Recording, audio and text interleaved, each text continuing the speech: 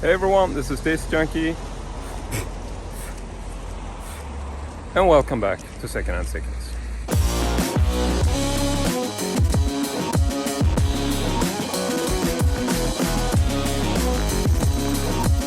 And so today I'm at the car boot sale again, but I mean today is just depressing. For one thing, the weather isn't very good, no sun, it's very cloudy, feels like it's gonna start rain at any minute. And the mosquitoes are just incredibly annoying today.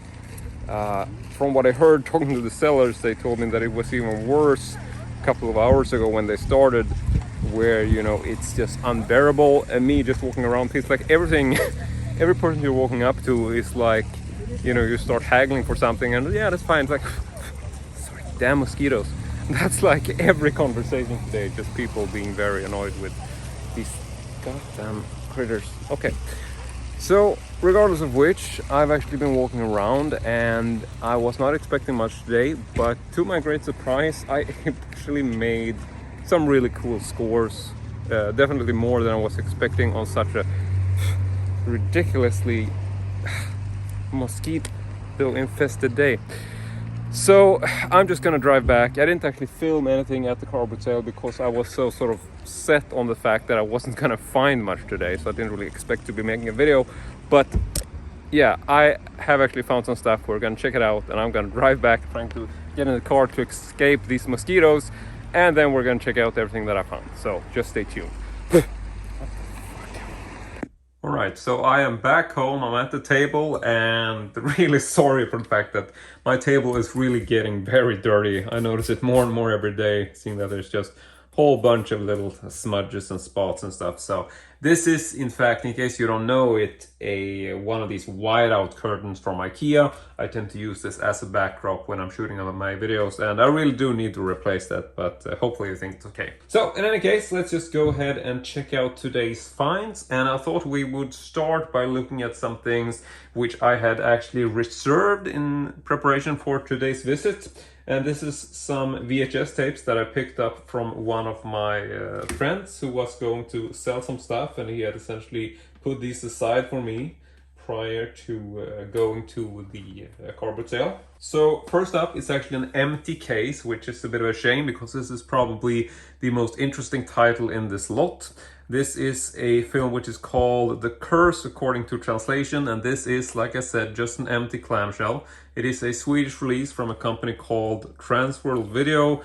I don't really know as far as collectability of this particular title. I think if you had the original tape in it, it might be worth something like €7. So it's not really like a super collectible tape, but yeah, here is the cover in case you want to read it. And like I said, completely empty, but it is one of these vintage type cases. So this is an early 80s rental clam. So had it had the tape, it might have had a bit of value, but for now it is not really worth much. I would say maybe €1 tops. I don't really think anybody's paying much for just the insert or the cover.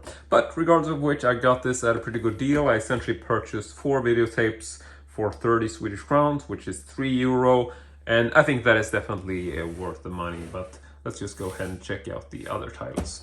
So next up we have a VHS which does have the original tape in it.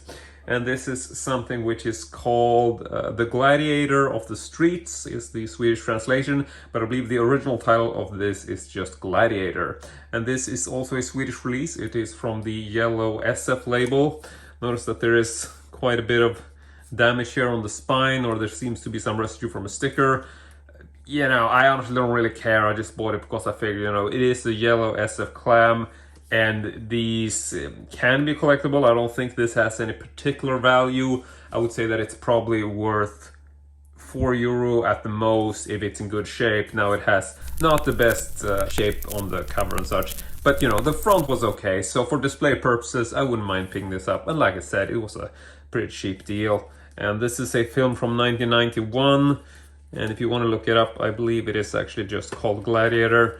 But yeah, this does have the original tape in it, so pretty good shape, even though it seems to be missing the spine label. So that is the second pickup from today's little sort of pre-booking on my part, I guess you could say.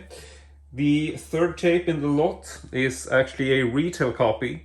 This is the movie Cobra, so it comes in this smaller retail type clam. It's not a rental copy, but even so, I quite enjoyed this cover. It's not a cover variation that I own for Cobra, so I thought that was pretty cool. And overall, I mean, it's a cool film. Notice that someone is actually sort of colored in or colored out. I'm not sure. It's a very sort of odd thing to do. But yeah, I don't really care. I mean, if I get a cheap tape like this, if it doesn't cost too much, I'll just buy it if it has a nice cover, because it's nice to display, and just generally adding another title to my collection of videotapes. But yeah, this does have the original tape in it. Very odd that I believe what they've actually crossed out is the sort of may not be rented out thing, which is a bit odd. So I don't know if this is a retail tape which for some reason was rented out, because you see they've actually crossed out retail both here and there and on the actual tape. So I don't know what that's about. Maybe this was a copy which for some reason some video store decided to rent out, even though they're not supposed to. I really don't know. I really don't care. So that is essentially the third one in today's lot. And then lastly, we have one more tape, which is also not a super interesting tape, but this is Blue Jean Cop. It is a later era release. It's not an early rental. I believe this film, you can just check out the date on this, but there's the spine. And yeah, this was essentially recorded in 1988. But I believe this would probably have been released around there or later. So, I mean, you can tell this is a pretty modern day clam. It's one of those sort of see-through plastic. Not really something that fetches any kind of value. But yeah, so there is the tape.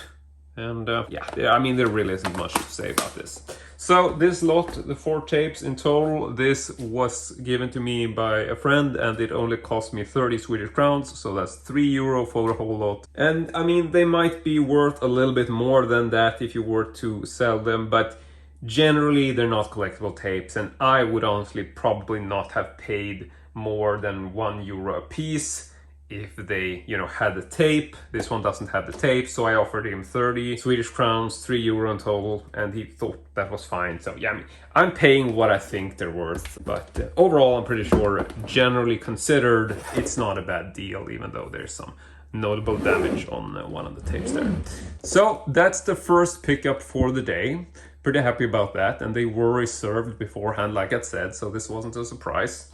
But now we move over to the more surprising finds of the day. And I gotta say that they are in fact surprising. Because like I said, there were such a huge amount of mosquitoes today. The weather wasn't great. There really wasn't a lot of people selling. It was very, very scarce. Not a lot of sellers at all. And you know, I'm basically just walking into this place feeling like, ugh, this is just going to be a terrible day. It is in fact the second to last time for the season that this car boot sale is open. So I was definitely not feeling too excited about today, because I just thought that, you know, I'm not going to find anything today. But then I found these, obviously, being as they were reserved. And then just a couple of tables adjacent to this, I actually found my next thing right away. And this is in fact a very vintage item. I'm not entirely sure about the history, but this appears to be some kind of meat hook, potentially used in slaughterhouses, is what the seller thought. I probably think this is not as exciting. I mean, it could be for any number of purposes, but I think these were pretty common in just generally when we're talking about farming. If you want to move bales of hay, these are pretty common, having like a hook with a handle on them, or moving blocks of ice is also something. So there, I'm pretty sure this was something that is used in farming, could be used in slaughterhouses, but I'm not sure. I essentially purchased this because, like, you know, this is something I'm mentioning in every video right now. You know, I'm designing a room centered around the Texas Chainsaw Massacre, and I tend to keep a lookout for odd and old items that I feel would fit that theme. And you know, it could be anything from creepy dolls to slaughter related items, and I just thought this and felt like this feels like a typical thing that a sort of typical slasher type killer would use. So with that, I just think it's a nice sort of vintage style weapon that would definitely be right at home in a classic 80s horror movie. So based on that, I decided to pick it up, and I got this for a price tag which was 75 Swedish crowns, so that is essentially 7 or 8 euro in total. And yeah, I really like the look of this. Definitely thought that this was an okay deal. So that is the next find of the day. And at the same table, I was also able to pick up one more item, which was quite surprising. It took me quite a bit of time to notice this, because this was sitting in one of those little sort of display cases with glass on it, just among a bunch of knickknacks, and I didn't even notice this. I just saw it and felt like, what is that? And most people would probably not have looked at this. But I saw this, and it just says Image Devinette. I'm pretty sure that's French, probably. So Image Devinette, trying to sound French. I don't really know what I'm talking about. And then there's just a question mark. And I don't know about you, but my mind, when I see this, I just see the word image and a question mark. This has me thinking, could there potentially be some sort of image in this thing that you're not supposed to see? Or is maybe something that's a bit erotic or a bit sort of, no. That's what I'm hoping. So I picked this up and glanced at it, and I'm actually going to show you the back first. So here is also a bit of French, which I think it's French, but my French isn't all that good. I took German in school, so I don't really know. But yeah, in case you do speak French, you can just read this and translate it.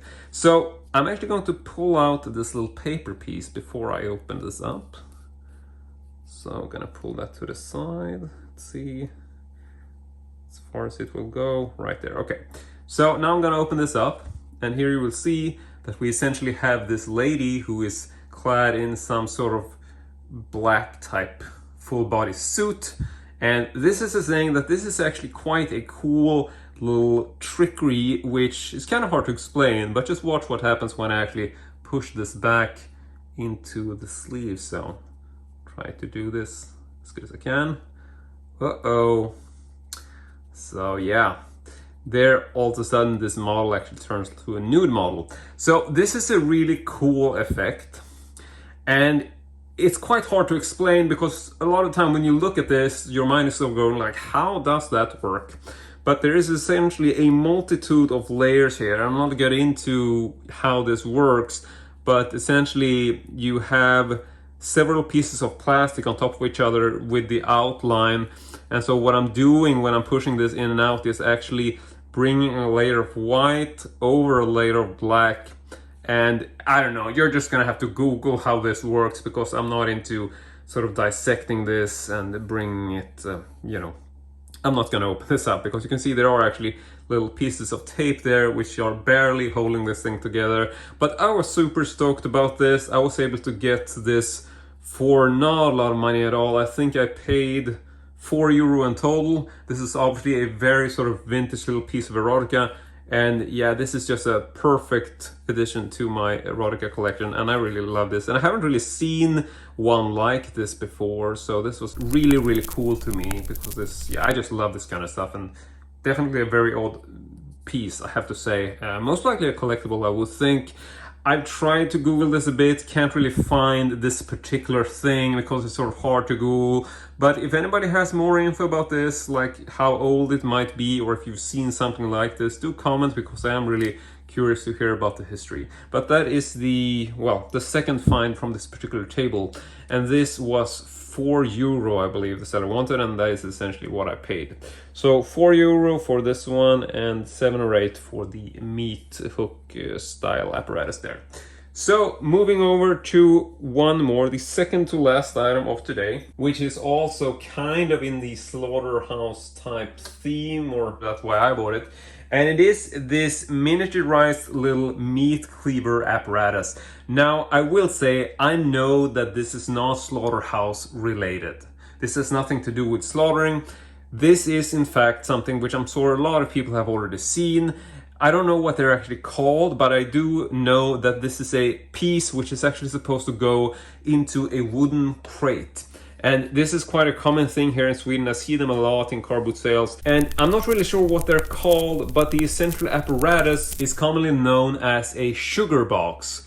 And what this does is that you would have this wooden crate, and there would be this thing which is part of that crate, and essentially what you do is you open this little thing, which is basically like a guillotine or sort of meat cleaver type apparatus. You can see that you have a metal here, so it's quite easy to make it sort of hard. You can really sort of, I mean, you could chop off a finger with this if you wanted to, but I'm not going to do that. But so the thing that you're actually supposed to do with this is that you would have this thing, which I believe is referred to as sugar tops, or essentially just big pieces of sugar. This is a very old device. So in the olden days, you would get like this block of sugar or this jarred sort of big piece of sugar. And then you would essentially put the sugar in this box, and there would be like maybe like a hole in front, so you can actually shove the piece in here.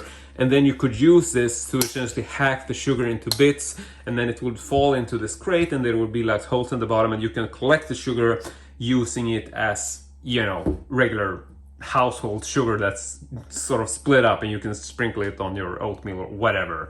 It's a very vintage device. I'm sure this is something that's familiar in other countries as well. I think generally the term is sugar box, that's what we call them here. And I've seen a bunch of these over the years, but I never really paid attention to them. But now then I saw that actually one of my general acquaintances at the car boot sale had one of these on his table.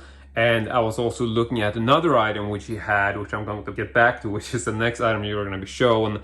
This is something that I've been eyeballing for quite a while, and then I saw that he had this as well, so I tried to bundle those to get a fairly good deal out of it. So yeah, this is the second to last find of the day, and he essentially wanted, I believe, 40 Swedish crowns, so €4. I don't know if this is worth that, but it's, you know, I tried to bundle this down, trying to haggle a bit, get it down, but he wouldn't budge on this, and I just figured that this is generally quite a cool piece in terms of mechanics, and I think this would go quite well in my Texas Chainsaw Massacre room. I can probably, you know, just unscrew this if I want to add it to something, just put it on a table or make some sort of home DIY type slaughter table equipment. I don't know. I just felt like, you know, this doesn't look too bad, and I'm pretty sure I can find a use for it as an interesting display piece. So yeah, that is the second to last find of the day. And now I'm gonna go ahead and move over to the last find. And this is something that I've been eyeballing for a couple of weeks. This is something that one of my local flea market friends, his name is Leif or Leffe, I'm sure you've heard about him before. I always tend to stop by his table, just see what he has and sort of, you know, shoot the shit and talk about my finds and stuff. And he's had this thing on display for the last maybe 2 or 3 weekends, and it's quite eye-catching, and I sort of felt like, you know, that is interesting for sure, but he wanted more money than I was willing to spend. And so today we just kept talking about it, and he decided to essentially lower the price, and I decided to think, what the hell, it's the second to last car boot sale of the season, I'm buying it. And it is in fact a vintage style firefighter's helmet. Now, when I first got this, I wasn't really sure as to the history of this at all. I did do some Google searches, and I actually found some German helmets which sort of date back to the First World War, as far as I understand, and these were very similar, especially in regards to this sort of air ventilation holes on the sides and the whole Mohawk thing. This has obviously been repainted. You can tell that the red color here has been added. You can see that there is some colors on the details here. And this had me thinking like maybe this was actually like a Nazi era type helmet having the swastika on the side, and maybe this was part of why the helmet had actually been repainted. However, after posting some questions in some Facebook groups, I actually received a link and was able to confirm that this is in fact a helmet of Swedish origin, or most likely, seeing as I am in Sweden, and this image what you're going to see here is actually very identical to what this helmet most likely looked like before it was painted red. And the red paint that has been scuffed away pretty clearly shows the underlying color, which is essentially colorless, or it's just the same sort of aluminum or silver color as the actual Mohawk on the top. So with that being said, I'm pretty sure this is in fact a Swedish helmet, and these helmets date back to the 1960s as far as I can tell. But regardless of which, I thought this was very cool. I love the aesthetics, I love the shiny Mohawk style, whatever this is called. I don't know what's, you know, the real name for it is, but I do really like the fact that it looks like one of those classic war type helmets, or almost like thinking of the Spartans, like having this sort of feather-like mohawk on top. Just, I don't know why a firefighter helmet generally would have this, but I do see a lot of that on firefighter helmets overall.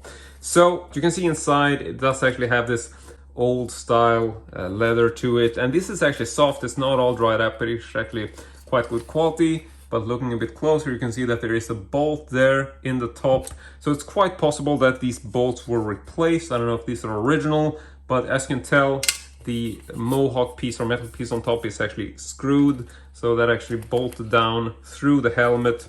Then there are the little air holes on the side, some of which have actually clogged with paint, so that's another proof and indication that this was repainted. Now I noticed that there is actually a small hole on the front, which has been painted up. I didn't see this before, but that is also an indication that it's quite possible that there was a bit of an emblem or sort of like a badge style thing here on the front. And this is something that's also visible in the images that I showed previously of the old firefighter's helmet from the 1960s. But yeah, I would love to hear what you guys think about this. I am super stoked, and I was really happy to get this. As far as the pricing, the seller originally wanted 30 euro for this, or 300 Swedish crowns. And like I said, I've been eyeballing this for quite a few weeks now. And today, you know, I just put my best haggling face on, and we just started talking about this back and forth. And eventually he decided to come down on this and give it to me for 200 Swedish crowns, which I would say is definitely worth the price. That is essentially 20 euro for the helmet, and then he bundled this together with this, so I got this for 4 euro, so 240 Swedish crowns if we want to get exactly as to what I paid for the helmet and this little meat cleavage type apparatus. But yeah, that is essentially all of today's finds, and I have to say that even with the fact that today was an absolutely terrible day as far as the weather goes, it was just really gray. It felt like, you know, the rain would be coming in at any minute. I am just really surprised and really happy that I was able to snag these really cool items today. And especially this little one, which was really a big surprise and an absolutely amazing addition to my vintage erotica section, what you want to call it. But yeah, that is essentially it for this video. I really hope you enjoyed it. So I just want to say thank you very much for watching, and as usual, hope to see you all next time.